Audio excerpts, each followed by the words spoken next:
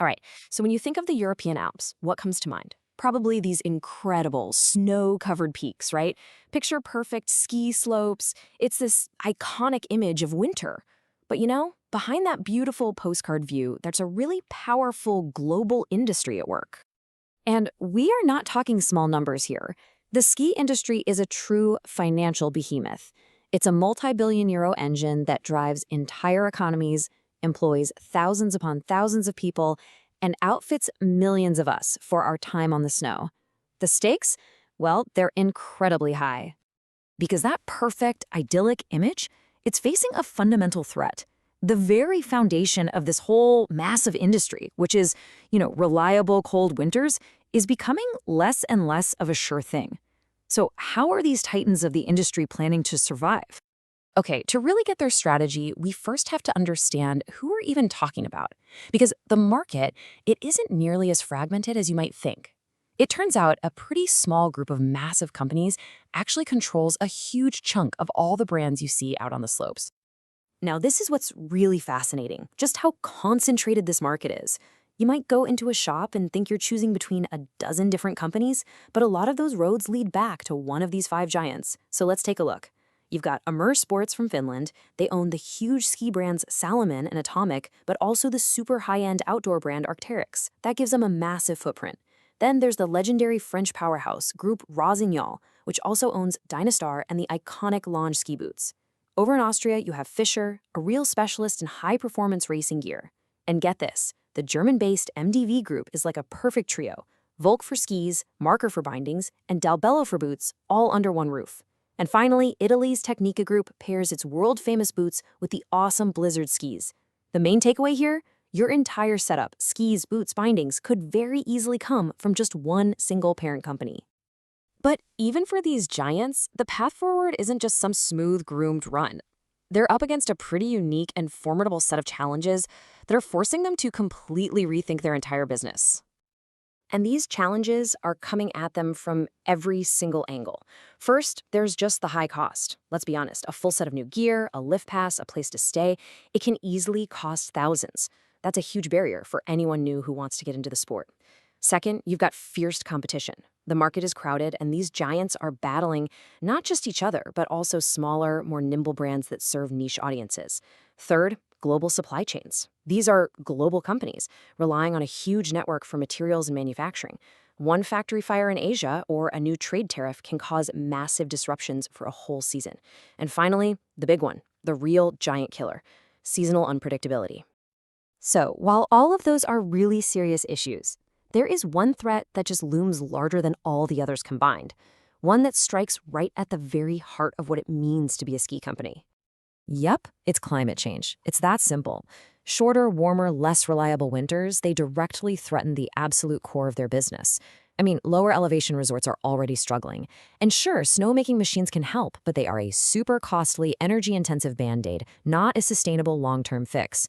This is the existential crisis the industry has to face head-on. So, faced with that reality, what do? Well, you adapt. And that is exactly what these companies are doing. They're not just sitting around waiting for the snow to melt. They are actively rolling out a whole range of sophisticated strategies to secure their future. Let's break down their survival playbook. Their playbook is really a multi-pronged attack on the problem, designed to make their business way more resilient. It all starts with diversifying, right? Making money all year round, not just in winter. Then it's about constant innovation, creating better, more sustainable products. They use strategic acquisitions to break into new markets, while at the same time shifting their marketing to focus on the experience rather than just the gear. And finally, it all comes together by building a loyal community that's connected to the brand's whole lifestyle, not just its products. Let's start with what is probably the most critical shift, breaking free from being just a winter company.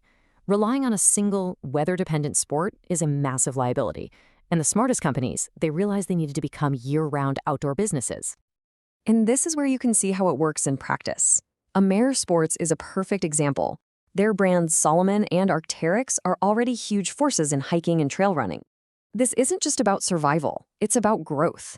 You see companies expanding into mountain biking and other summer sports, while the resorts themselves are transforming into 12-month destinations with zip lines and bike parks. It's all about making the mountain profitable, no matter what season it is. Okay, another key strategy is this fundamental shift in marketing, recognizing that the crazy high cost of gear can scare people off. These companies are no longer just selling you a pair of skis. No, they're selling you the entire experience of being a skier. For example, Groupe Rossignol developed a digital coaching system that gives you real-time feedback on your performance right on the slopes. We're also seeing the rise of really sophisticated rental and even subscription services. What does that do? It lowers that intimidating upfront cost, which lets more people give the sport a try. It's all about making skiing more accessible, more engaging, and ultimately more memorable. Now, these corporate strategies aren't just happening in a boardroom somewhere. They are deeply connected to these broader shifts in how we, the skiers, are actually approaching the mountains. The very definition of what it means to go skiing is evolving. And one of the most significant trends, it's absolutely exploding right now, is ski touring, sometimes called backcountry skiing.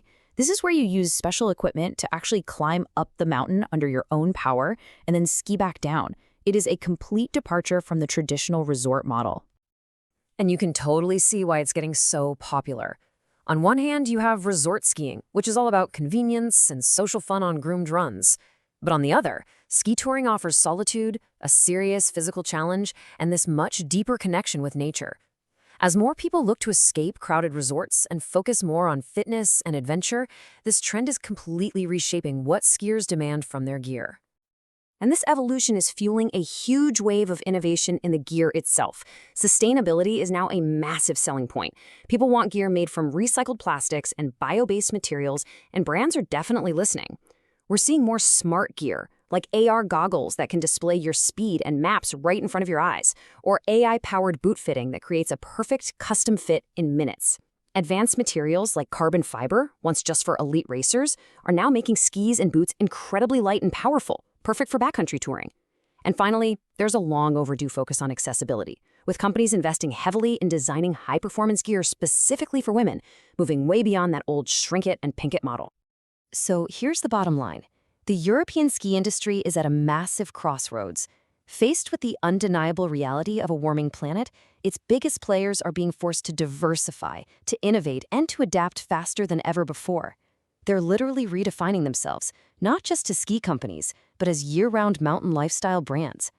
The huge question that remains is whether their creativity and their resilience can actually outpace the challenges that are right around the corner.